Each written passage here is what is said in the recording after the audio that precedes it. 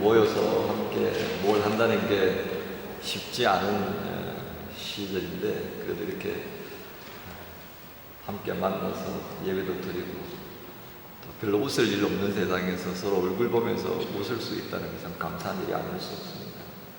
또 일찍 모여서 주님께 드릴 찬양 준비하느라고 애썼던 연합성가대원들에게도 감사를 드리고요. 이를 위해서 여러 가지를 애써주신 각 교회에 일하시는 재직들에게 또한 감사를 드립니다. 오늘 저는 말씀을 시작하면서 소금 얘기부터 좀 해야 될 것 같습니다.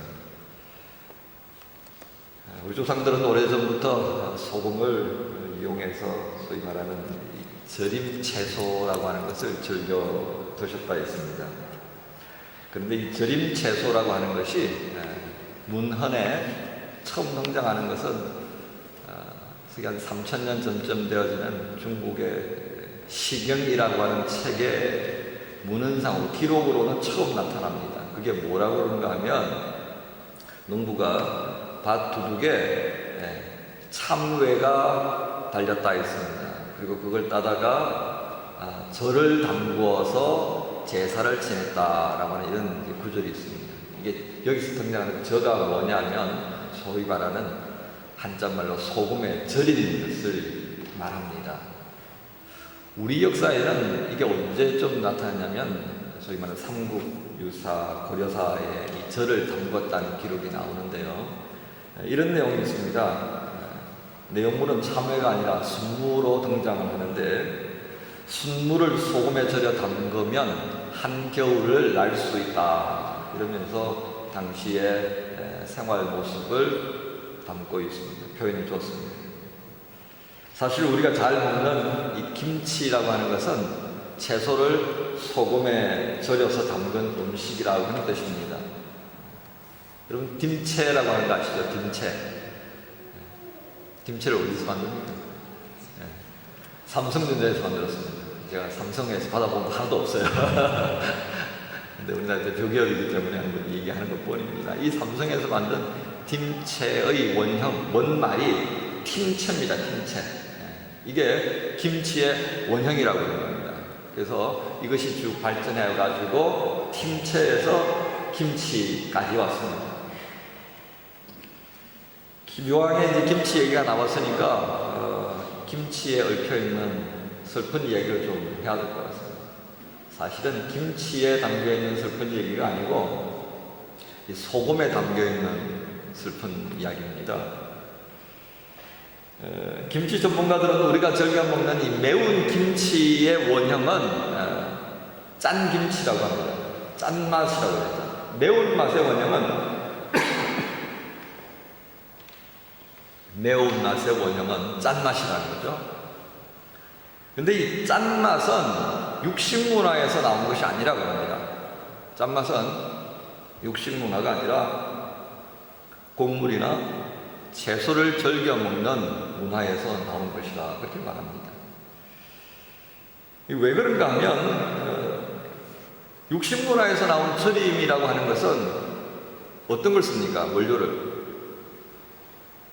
육식문화, 서양에서 절인 음식은 뭐죠? 예? 훈제? 피클입니다. 피클. 소금이 아니고 식초예요. 식초. 근데 식품학자들이 그렇게 말합니다. 육류를 섭취할 때 새콤한 맛을 내는 무언가와 같이 먹으면 입안이 개운해지면서 고기를 더 잘 먹게 되고 소화도 잘 된다는 거, 이렇게 표현합니다. 그런데 왜 곡식이나 채소를 즐겨 먹는 문화에 있어서 이 절임에 소금을 썼을까 말이죠. 그 이유가 있습니다. 육류에는 여러분 소금이 있을까요? 없을까요? 있어요. 그죠? 있어요. 왜냐하면 짐승이나 사람이나 몸 속에 소금이 없으면 신진대사가 일어나질 못합니다. 그래서 여러분들 어렸을 때 소 키워보신 분들이 있는지 모르겠네요. 소를 키울 때 한 번씩 소금을 이렇게 줍니다. 기억하셔요 혹시? 네, 붉은 소금을 이렇게 줍니다. 그러면 소가 아드덕 먹어요. 네. 근데 그 이유가 있는 거예요. 이 소라고 하는 것이 채식동물이다 보니까 채식만 하면 소금 양이 따라오질 못하는 겁니다. 근데 이런 채소를 먹는 소는 짐승이기 때문에 신진대사를 위해서 소금을 먹어줘야 돼요. 그래서 이 소금이 들어가면서 몸에 활성 효소를 발휘시킵니다. 그래서 정상적으로 성장도 하고 저항력도 유지하고 그렇게 살아가는 거예요. 그러니까 이미 짐승의 몸속에는 필요한 양의 소금이 담겨 있습니다. 그러니까 이런 소를 잡아서 먹는 육식 문화를 주류로 하는 사람들에게는 이미 그 음식을 통하여서 필요한 충분한 양의 소금이 섭취된다는 거예요. 그럼에도 불구하고 독일 사람들이 소금을 많이 먹는 이유는 이 기후와 같이 연결된다고 봅니다. 때문에 이렇게 육류 소비하는 문화와 달리 채소나 곡식을 소비로 하는, 주로 하는 문화권에 사는 사람들은 결국 어떻습니까? 아까 말씀드린 소처럼 우리도 따로 소금을 섭취를 해야 돼요. 그래서 나온 것이 소위 말하는 이 절임 채소 문화였었습니다. 우리 조상님들이 이제 식생활로 다시 돌아갑니다. 우리 조상들이 잡수셨던 이 절임 채소라고 하는 것은 조선시대를 거치면서 이제는 식탁에서는 빠지지 않는 하나의 음식 문화로 자리를 잡습니다. 근데 이 절임 채소 문화에 어려움이 하나 생깁니다. 이게 무슨 말인가 하면 우리나라가 한때 참 잘 살았습니다. 근세조선이라고 하는 소위 말하는 선조임금 이전 시대까지 그래도 괜찮았는데 선조임금 때부터 임진왜란이 나고 그 다음에 중종임금 이후로 호란이 생겨나면서 백성들이 굉장히 생활이 궁핍해져 버렸습니다. 또 더더욱이 18세기, 19세기 와서는 조선 땅에 기근이 굉장히 심해집니다. 근데 이 생활이 어려워지는 거하고 기근이 생긴 거하고 이 소금하고 무슨 상관이냐 말이죠. 근데 당시에 이 구휼 양식이 있습니다. 백성이 기근에 빠졌을 때 긴급 지원하는 식품 목록이 있는데 그 중에 1순위가 뭐냐 하면 여러분 이 곡물이 아니었다는 겁니다. 곡물이 아니라 소금이었습니다. 왜 그러냐 하면 이 구휼 제품 가운데 목록 가운데 소금이 1순위를 차지한 이유는 딱 한 가지입니다. 이미 기근이 들은 상태에서 더 이상 곡물을 공급할 수 있는 능력이 중앙정부든 지방정부도 없어져 버렸습니다. 그러니까 먹을 수 있는 것은 뭐예요? 풀밖에 없습니다. 풀. 근데 이 풀을 그냥 먹을 수는 없잖아요. 그래서 풀을 한번 죽여서 먹어야 되니까 소금이 필요한 거예요. 그러면서 필요한 미네랄이 소금 속에 들어있으니까 최소한 죽지 않을 만큼의 생명은 유지할 수 있게 만들어주는 게 소금이었다 이렇게 판단합니다. 그래서 중종임금 때에 이 함경도에 큰 기근이 들었는데 거기에 파송된 관리가 보낸 보고서에 지금 이 함경도 지방의 기근을 극복해내기 위해서 가장 필요한 물품을 요구합니다. 그 중에 첫 번째가 소금으로 등장합니다. 자, 그런데 이 소금이 당시에 뭐 이곳저곳에서 만들어낸 게 아니라고 합니다. 서해 지방 일부에서만 만들어져 왔는데 이 소금 염전이 왕실 소유가 되어 있습니다. 워낙 소량이 생산되다 보니까 값이 귀하고 그래서 그것을 왕실에서 독점을 합니다. 자, 기근이 들어서 소금량은 점점 더 늘어나게 요구가 되어지고요. 생산되는 것은 적고 그러다 보니까 소금량이 한정되는 바람 결국은 어떻게 됩니까? 경제 논리에서 가격이 올라갈 수밖에 없게 되어버렸습니다. 자, 채소를 절여서 먹어야 되는 것이 이게 당시 조선 백성들, 우리 조상님들의 주로 생활 패턴이었는데 소금을 먹지 못하니까 고민에 빠졌습니다. 그러면서 대안으로 나오는 것이 뭔지 아십니까? 절임 채소 대신에 소금 대신에 다른 대체물을 찾기 시작했습니다. 그래서 나온 것이 고추와 마늘이었다고 합니다. 사실 여기서 등장하는 고추라고 하는 것은 오랫동안 저희 선조들이 독성물질이라고 생각하고 사용을 안 했다고 합니다. 그런데 당시에 신학자들이 아니야, 이 고추와 마늘을 사용하니까 그런대로 이 채소들이 좀 죽더라 이 말이에요. 그래서 그런대로 삭혀서 먹는데 괜찮더라. 소금만 못하지만 그러면서 대체식품으로 사용을 하기 시작했습니다. 그러다가 다시 이제 좀 잘 살아시니까 소금을 사용해서 우리가 김치를 먹게 된 겁니다. 결국 이 소금이 당시에 참 귀했고요. 김치도 오늘 우리가 먹는 소금 뿌려서 잘 절여진 김치에 갖가지 양념해서 맛깔나게 음식 담그는 것, 이게 그저 우리에게 들어온 건 아니라는 겁니다. 참 아픈 사연을 담고 있는 그런 역사 가운데에서 우리에게 주어진 부산물이다 하는 것을 우리가 생각하게 되겠습니다. 이 자극적인 양념들과 관련해서 문화인류학자인 아말라지라고 하는 특히 학자가 이런 말을 합니다. 잘 사는 사람보다 그렇지 못한 사람이 더 맵게 먹는다. 농부와 노동자는 매운 고추덕에 매일 먹는 밥의 단조로움을 이겨낸다. 그렇게 말했습니다.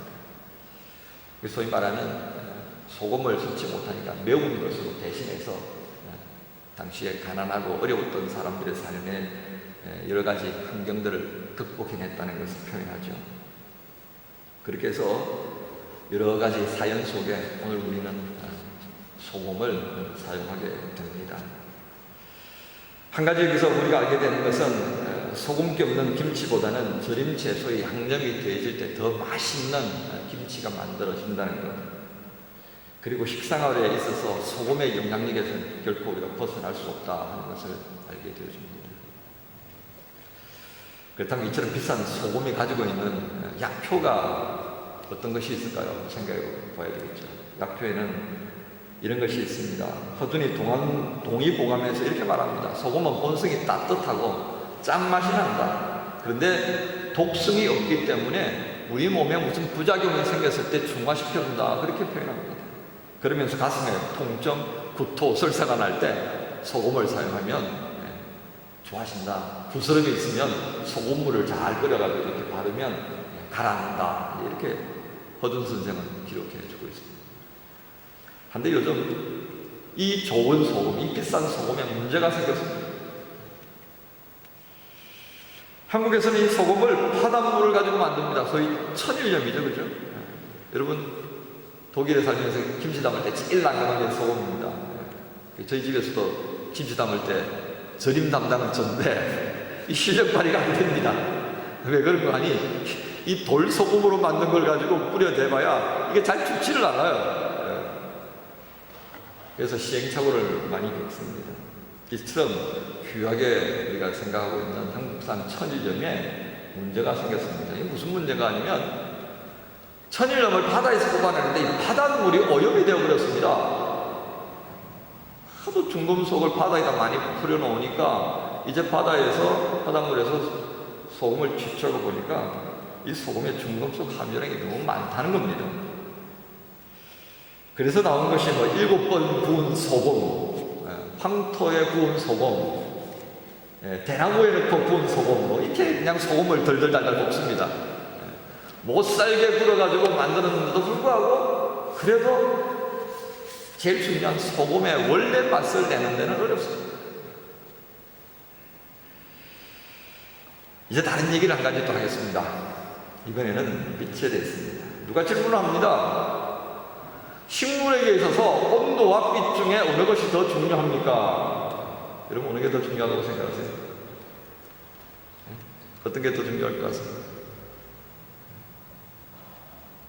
온도보다도 빛이 있어야 된다고 합니다. 빛이 있어야만이 식물은 자신에게 맞는 온도를 조절한다고 해요. 신진대사 활동을 통해서 추우면 열을 끌어안으려고 하는 특성을 가지고요. 그리고 따뜻하면 발산하는 거예요. 또 식물들은 이 빛을 통해서 자기가 생존하려고 하는 광합성 활동을 합니다. 광합성이라고 하면 못 알아들으실 분들이 있어서 독일을 찾아봤더니 포토지네테제 그렇게 얘기되어 있습니다. 이 광합성은 식물의 성장과 자기의 생명을 유지하는 데 있어서 대단히 중요한 역할을 합니다. 뿐만 아니라 햇빛은 식물에게서도 중요하지만 모든 생명체에 굉장히 주용하고 필수적인 존재입니다. 이 햇빛을 만드신 하나님의 손길을 가만히 들여다보면 이 빛이 창조의 실수 가운데에서도 가장 처음 만들어졌다는 것을 알게 됩니다. 여러분, 하나님께서 창조의 과정에 있어서 빛을 가장 먼저 만드신 이유를 혹시라도 한번 생각해 보셨습니까? 왜 그러셨을까? 처음 만들어진 세상은 혼돈, 공허, 흑암으로 가득 차 있다고 성경은 기록합니다. 이런 세상에 하나님께서 빛을 주셨고 창조 세계를 밝혀주는 도구로 주셨습니다. 그것은 꼭 이런 목적입니다. 모든 사물이 어떤 형태를 가지고 있는지 볼 수 있게 해주셨습니다. 그렇다면 빛의 다른 부분인 어둠을 생각해 봅시다. 어둠은 어디서 나왔습니까? 어둠은 하나님께로부터 만들어지지 않았습니다. 창세기에 보면 어둠은 빛이 만들어지고 난 다음에 빛에서 구분되었을 뿐입니다. 그러니까 빛 속에는 이미 빛과 어둠이 함께 공존한다. 우리 속에 좋은 것도 있고 나쁜 것도 있는 거죠. 그런데 이렇게 나온 어둠은 사물의 형태를 구분할 수 없게 만들어줍니다. 뭐가 뭔지 모르게 만들고요. 내가 서 있는지 누워 있는지. 예. 여러분, 오랫도록 어둠 속에 있으면 이 감각이 없어집니다. 어떨 때 그런 것을 알 수 있습니까? 여러분, 잠에서 막 깨었을 때 내가 누워 있는지 앉아 있는지 이게 정신이 없어지는 상황이죠. 이게 어둠 속에 있는 것과 똑같다는 겁니다. 우리는 이 장면에서 하나님께서 빛을 세상에 주시면서 무엇을 생각하셨는가를 헤아려보게 됩니다. 그 빛은 지금의 내 모습을 보게 하고 무엇이 내게 유익하고 무엇이 내게 유익하지 않은가를 볼 수 있게 만들어줍니다. 또한 나 이외의 다른 사물들, 다른 생명체들에 대하여서 눈길을 돌리게 만들어줍니다. 그뿐만 아니라 나와 모든 것을 자라가게 하고 그리고 생명을 유지하게 하려는 그런 특성을 가진 것이 이 빛에 담겨 있습니다. 바로 여기서 우리는 하나님께서 우리에게 빛을 왜 가장 먼저 허락하셨는가를 알게 됩니다. 여러분, 오늘 주님께서는 우리에게 이 같은 소금과 빛이 되라고 하십니다. 소금 본래의 맛을 지켜내기가 쉽지 않은 세상에서 우리에게 그러한 역할을 하라고 하셨습니다. 소위 짠맛을 확산시키고 음식의 제맛을 내는 이 소금은 작은 알갱이에 불과하지만 빈부, 귀천을, 남녀노소를 구분하고 모두에게 필요한 물질입니다. 바로 이것입니다. 모두가 필요로 하는 이 소금처럼 우리 그리스도인들이 여기 앉아있는 여러분과 제가 이 세상 모든 사람들에게 필요한 사람이 되라고 말씀하십니다. 혼란하고 어두운 세상에서 무엇이 진짜고 가짜인지 구분이 잘 안 되는 세상입니다. 내가 하고 있는 것이 이게 진짜인지, 욕먹을 뜻인지, 상받을 뜻인지 이게 구분이 안 됩니다. 바로 그런 세상에서 빛이 되어 뭐가 진짜고 뭐가 가짜인지 구분할 수 있는 역할을 하라고 하십니다. 생명을 지켜주고 생명이 자라갈 수 있도록 돕는 역할을 하라고 그 자리에 있으라고 우리에게 말씀하십니다. 하지만 오염된 세상에 살다 보니까 이젠 소금 노릇하기가 참 힘듭니다.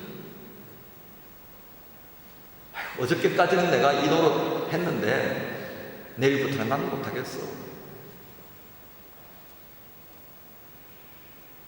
내가 젊을 때는 욕 먹으면서도 이거 할 수 있는 용기가 내가 있었는데 이제는 나이 드니까 나 이 욕 먹으면서 난 못하겠어. 그렇게 됩니다. 이런저런 일들 겪고 나니까 내 마음이 이제는 많이 힘들어져서 이제 난 더 이상 그 일 못하겠어 하게 되더라는 겁니다. 게다가 힘든 일들을 겪으면서도 눈에 보이지 않는 주님 위로를 기대하고 약속하신 말씀을 따라 살려고 끝까지 견디려는데 이거 정말 힘듭니다. 더더욱 힘든 것은 이렇게 고민하는 모습이 나 혼자뿐이라고 느껴질 때입니다.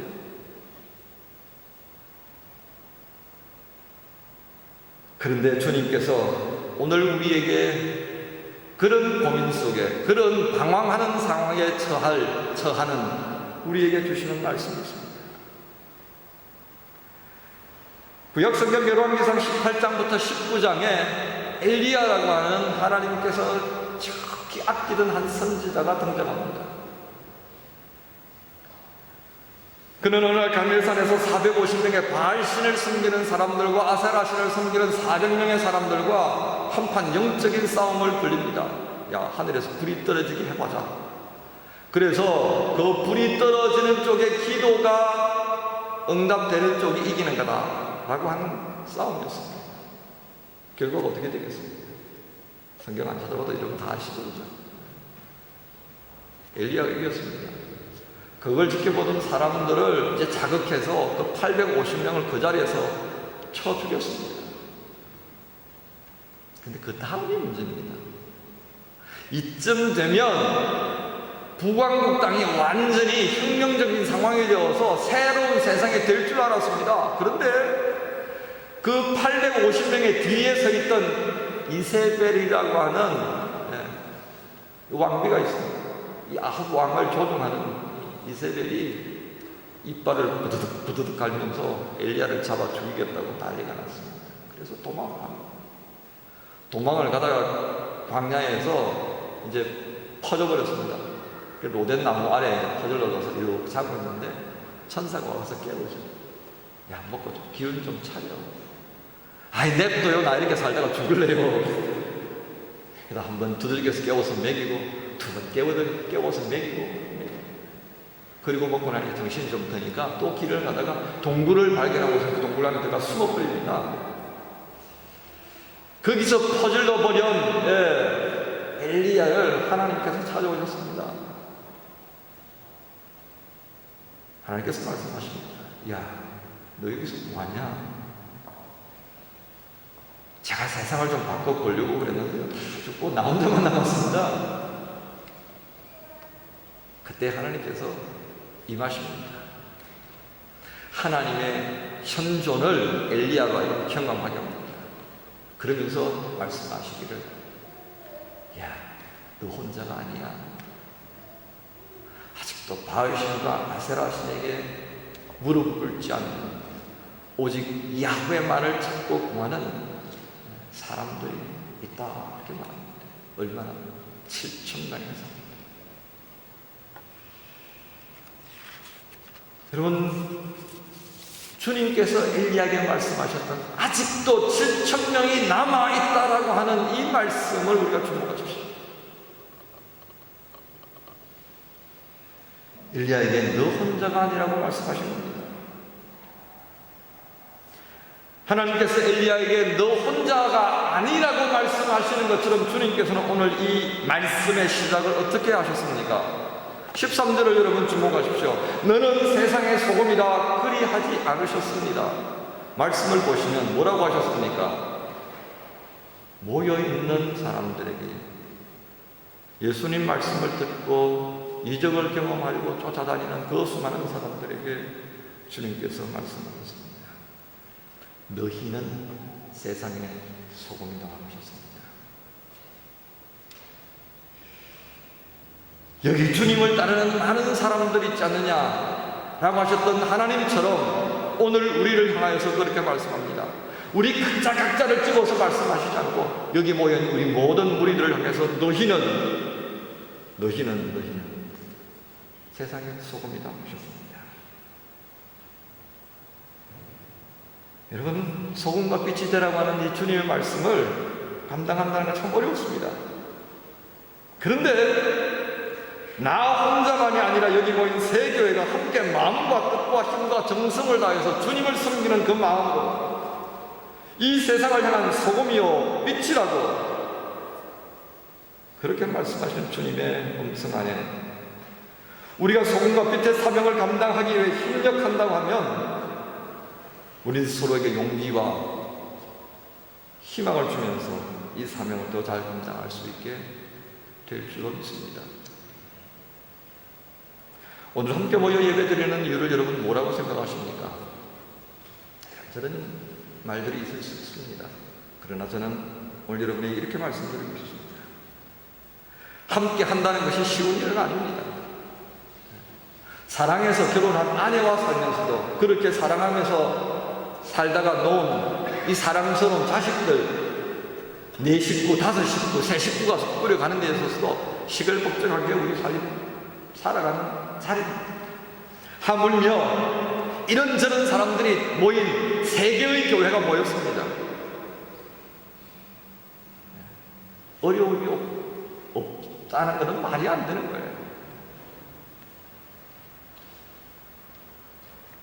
저희가 올해부터 이 멜랑히턴 교회의 어린이들, 청소년들, 장년부까지 이런 통로를 통하여서 협력을 하고 있습니다. 근데 이 어린이들과 청소년들 두 그룹이 각기 모여서 이제 이런저런 활동을 하다 보니까 생각하지 못했던 문제가 생깁니다.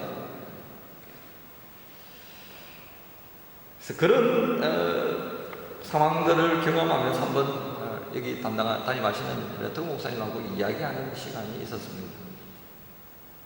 이런 일들이 있는데 아시느냐고 그랬더니 당신도 아신다고. 이 문제를 어떻게 해결할까 이런저런 얘기를 나누다가 이렇게 결론을 내렸습니다. 문제가 생기는 것은 당연하다. 독일 청소년에게도 우리에게도 문제가 있다. 근데 이 문제가 갑자기 생긴 것은 아닌 것 같다. 본질적으로 우리 청소년에게도 가지고 있는 문제가 있고 본질적으로 독일 아이들에게도 가지고 있는 문제가 있다. 그러니 이 두 우려가 만났으니까 그로 인해서 생겨나는 문제는 당연한 것 아니겠는가? 이것을 해결하기 위해 함께 노력하는 것이 우리의 몫이다. 이 문제들을 해결하기 위해서 함께 노력하는 것이 우리의 몫이다. 이렇게 됩니다. 그리고 이런 어려움에도 불구하고 우리는 함께 해야 한다. 떨어져서 살아갈 때보다 함께 있으면서 할 수 있는 것들이 더 많기 때문에 세교회 지체들에게 이런 시간을 통해서 당부합니다. 우리 자체 내에 가지고 있는 어려움들이 당연히 있습니다. 개교회마다 개교회의 특성에 따른 여러 가지 기도하고 실험해야 될 여러 가지 어려운 부분들이 있습니다. 그렇기 때문에 우리가 함께 모여서 무언가를 만들어가기 위해 협력하고 또 이런저런 것들을 감당할 때는 어려움이 생기는 것입니다. 이것을 당연하게 받아들이자는 겁니다. 오늘도 이 예배가 끝나고 난 다음에 교제의 시간을 가지게 될 겁니다. 날씨가 좋아서 좀 밖에 나가서 뛰기도 하고 소리도 좀 지르고 이러면 참 좋을 텐데 이 많은 인원이 좋은 공간에 있다 보면 정말 어려운 부분들이 많이 생깁니다. 또 사람이 살다 보면 좀 이 서운한 마음이 이게 들쑥날쑥할 때가 있는데 제일 서운한 게 많은 때가 아니냐면 먹는 문제입니다. 그렇죠? 먹는 문제. 이 먹는 거에 마음 상하면 이거 오래 가요. 이거는 잘 사는 사람이든 못 사는 사람이든 나이 많은 사람이든 적은 사람이든 관계없습니다. 이 먹는 문제는 대단히 중요합니다. 저런 일들이 생길 수 있다는 겁니다.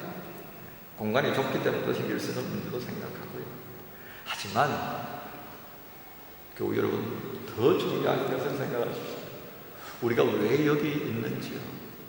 왜 우리가 연합 야외 예배를 하려고 했는지 그것 먼저 생각하십시다. 그것 생각하면 주님께서 우리에게 당부하신 말씀으로 돌아가게 될 줄로 압니다. 주님 우리에게 말씀하셨습니다. 너희는 세상의 소금이다. 너희는 세상의 빛이다. 더 넓은 세상, 이전보다 더 혼란한 세상에 짠맛을 확산시키기 위해서는 더 많은 소금 역할을 하는 이들이 필요합니다. 복음교회 감당해봐야 얼마만큼 감당하겠습니까? 제1과 중앙교회가 각기 있는 데서 감당하면 얼마나 더 감당할 수 있겠습니까? 하지만 우리가 1 더하기 1 더하기 1만 우리가 합하면 그렇게 해서 함께 공동의 목적을 가지고 기도하고 함께 풀어나가는 과정들을 가진다면 비록 새 교회가 나누어져 있지만 우리는 더 의미 있고 지금보다 하지 못했던 더 귀한 일들을 새 교회의 이름으로 우리는 해낼 수 있게 될 것입니다. 이것 먼저 생각하자는 것입니다. 어두워져가는 도로를 밟기 위해서는 더 많은 가로등을 세웁니다. 하나로 안 되고, 2개가 안 되고, 3개가 안 되고, 4개가 안 되고, 점점 숫자가 늘어갑니다. 바로 그와 같은 것들을 생각하자는 것입니다. 이처럼 주님께서도 세상을 밝히기 위해 더 많은 빛을 발할 수 있는 사람들을 필요로 하십니다. 우리가 이 일을 감당하십시다. 함께 만났고요. 여러 가지 우여곡절 끝에 여기까지 우리가 왔습니다. 오늘 이 모임이 끝나고 나면 우리는 각자 머물던 교회로 다 돌아가게 될 것입니다. 그곳에서 열심히 주를 섬기게 될 것입니다. 그리고 다시 협력을 위해 모이게 될 때에 우리에게 주신 사명을 위해 열심히 협력하는 교회들이 되어줄 수 있으면 참 좋겠습니다. 이 과정을 통해 혹시라도 빛을 잃어가는 소금의 모습이, 맛을 잃어가는 소금의 모습이 우리에게 있다면, 예전에는 좀 반짝반짝 했는데 지금 좀 흐릿해져가는 빛이 내게 있다면, 우리의 만남과 협력을 통해서 이전처럼 맛을 내는 진짜 소금이 되어지고 제대로 빛을 낼 수 있는 그 모습에 돌아갈 수 있는 기회가 되어지기를 바랍니다. 사랑하는 세교회 여러분, 이 기회를 잃어버리지 않으려고 기도하게 될 때에 주님께서 우리 모두를 도우실 것이라고 믿습니다. 이 믿음이 여러분 모두와 저에게도 함께하기를 소원합니다. 기도하겠습니다. 하나님 감사합니다.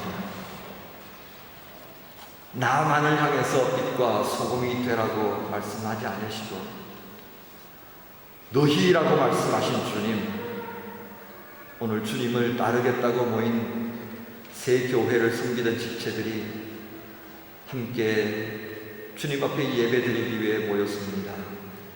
오늘 이 자리를 통해서 우리에게 말씀하신 너희라고 하는 이 주의 음성을 마음에 담으며 이전보다도 더 힘들어져가고 혼탁해져가는 세상을 회복시키고 다시금 살아 움직이는 세상을 만들어가기 위한 더 많은 소금과 더 많은 빛이 필요하신 주님의 부르심 앞에 저희가 바르게 응답하며 이 소망을 함께 공유하고 주의 뜻을 함께 이루어 나갈 수 있는, 그래서 비록 흩어져 있는 교회이지만 늘 주님 안에서 함께 엮여져가는 복된 교회들 되게 해 주옵소서.